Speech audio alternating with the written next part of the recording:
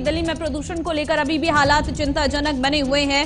हालात सामान्य होने का नाम नहीं ले रही हैं। आज दिल्ली के AQI 379 दर्ज किया गया है। वहीं आपको बता दें एनसीआर में 21 नवंबर तक प्रतिबंध लगाए गई है। Commission for air quality monitoring के निर्देश पर यह प्रतिबंध लगाए गई है।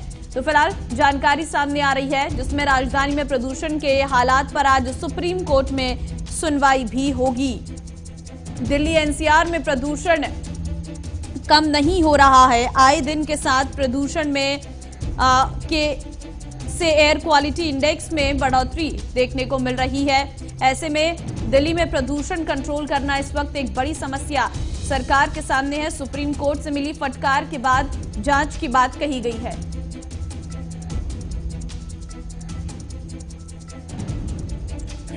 तो फिलहाल commission for air quality monitoring के निर्देश पर यह प्रतिबंध लगाया गया है और राजधानी दिल्ली में आज AQI 379 दर्ज किया गया है। एनसीआर में 21 नवंबर तक का प्रतिबंध लगाए गई हैं और commission for air quality monitoring के निर्देश पर ये प्रतिबंध लगाए गए हैं। तो दिल्ली की आबोहवा अभी भी जहरीली ही बनी हुई है। दिल्ली में लगातार गिरता तापमान और एयर क्वालिटी के इंडेक्स में आई खराबी परेशानियां इस वक्त सामने ला रही है।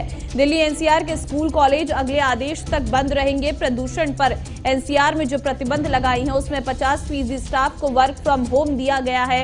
ये नए निर्देश जो जारी किए गए हैं। ऑफिस में केवल 50% स्टाफ की अनुमति रखी गई है। साथ ही आपको बता दें सभी तरह की कंस्ट्रक्शन एक्टिविटी पर भी रोक लगाई गई है।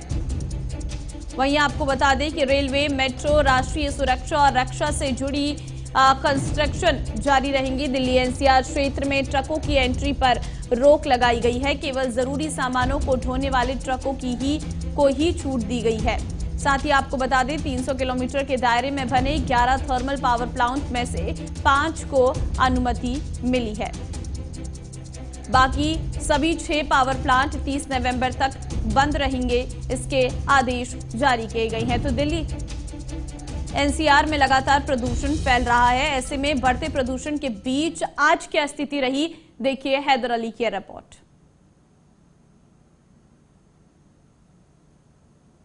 पोल्यूशन को लेकर आज एक बार फिर से सुप्रीम कोर्ट में सुनवाई होना है और पिछली सुनवाई में सुप्रीम कोर्ट ने केंद्र और दिल्ली सरकार से कहा था कि कोई ठोस प्लान लेकर आई है जिससे कि पोल्यूशन को कम कर सकते हैं। साथ ही पिछली सुनवाई में सुप्रीम कोर्ट ने केंद्र सरकार हो या दिल्ली सरकार हो दोनों को फटकार लगाई थी क्योंकि जिस तरह से एनसीआर में पोल्यूशन बढ़ रहा है उससे दिल्ली एनसीआर की आबो हवा पूरी तरह से ख़राब है और इसका जो असर है सीधा इंसान की ज़िंदगी पर पड़ रहा है।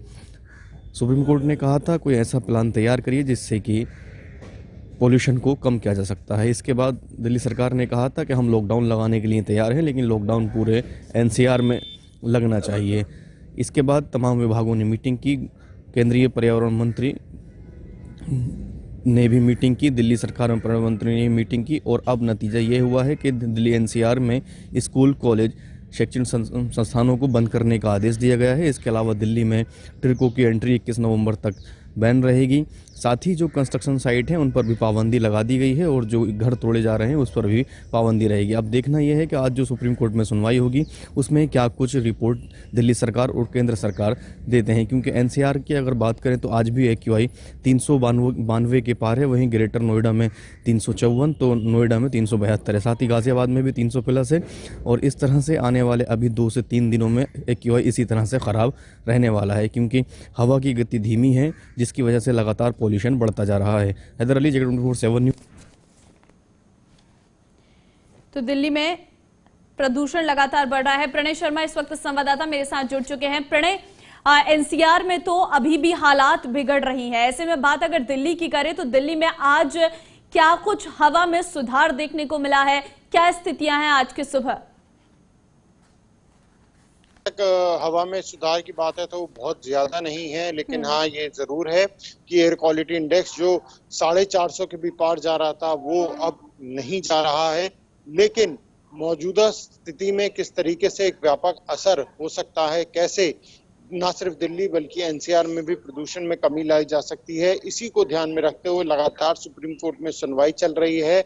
और आज दोबारा से इस मामले में सुनवाई होनी है बेहद महत्वपूर्ण इसलिए भी है क्योंकि केंद्र सरकार ने उससे पहले कई राज्यों के अधिकारियों के साथ इसी बाबत एक बैठक की है। केंद्र सरकार की तरफ से भी ये बातें स्पष्ट की जाएंगी कि आने वाले दिनों में किस तरीके से सरकार के कदम होने वाले हैं, खासतौर से प्रदूषण को कम करने के लिए। जहां तक बात दिल्ली सरकार की है, दिल्ली सरकार पहले ही स्कूल बंद कर चुकी है, कॉलेजेस बंद कर चुकी है।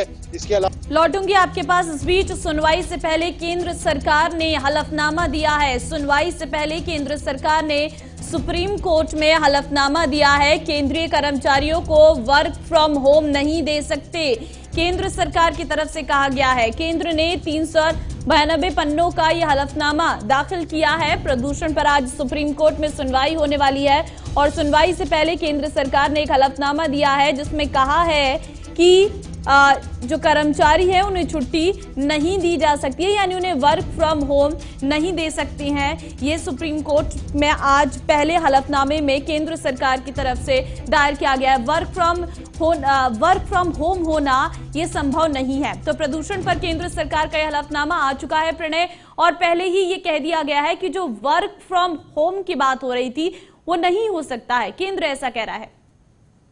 देखिए, दिल्ली सरकार ने जब सुप्रीम कोर्ट की तरफ से लगातार फटकार लगाई जा रही थी तो दिल्ली सरकार ने कदम उठाते हुए सबसे पहले ये बात कही थी कि स्कूल और कॉलेजेस को बंद किया जाता है। इसके अलावा जो सरकारी दफ्तर हैं उन्हें भी कोशिश इस बात की जा रही है कि पूरी तरीके से वर्क फ्रॉम होम किया जाए। अगर ऐसा नहीं संभव है तो बहुत कम संख्या में जो कर्मचारी हैं वो दफ्तर पहुंच रहे हैं। इसके अलावा प्राइवेट कंपनियों से भी ये अपील की थी कि वो मात्र 50% के साथ ही अपने दफ्तर में काम करें और बाकी कर्मचारियों को वर्क फ्रॉम होम दें।